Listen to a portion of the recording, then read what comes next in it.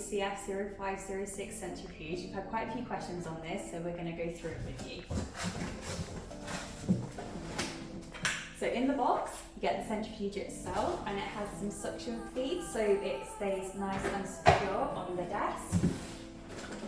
It comes with a power cable as well.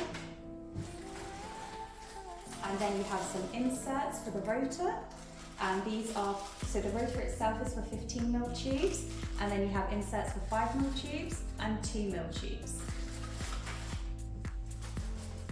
It also comes with a tool for you to fix the rotor into place and to obviously remove the rotor if need be.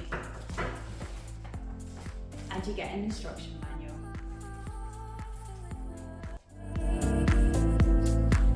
So to fix the rotor into place or to take the rotor out, you have to make sure that the unit is on, then the lid can open, and then if you're going to be doing anything, obviously just for health and safety, just turn the unit off.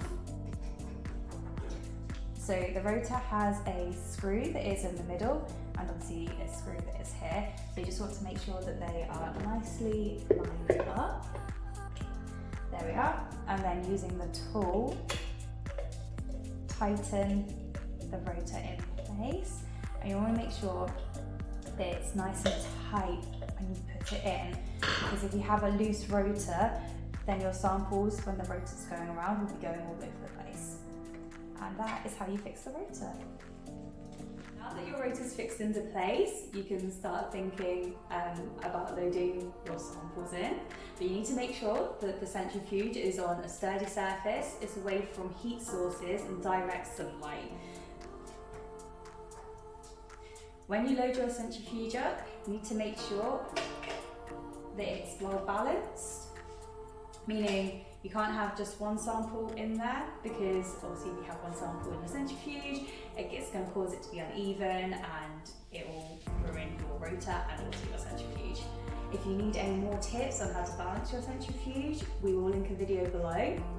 But yeah, if you make sure that they're of equal weighting, the best way to do that is to weigh your samples in the tubes, just to make sure that they are of equal weight.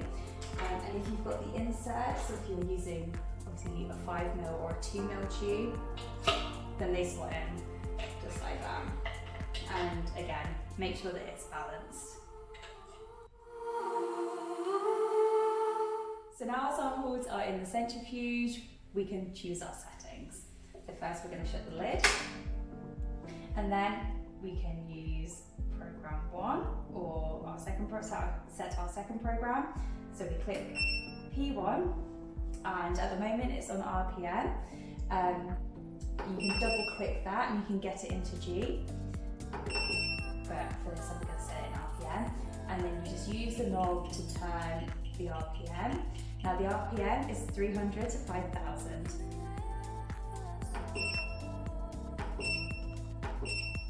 There, and then to set the timer can go from 30 seconds up to 99 minutes.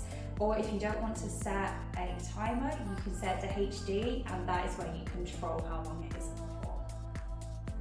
Wait a few seconds, and then that will set, for instance, P1 as whatever you have selected.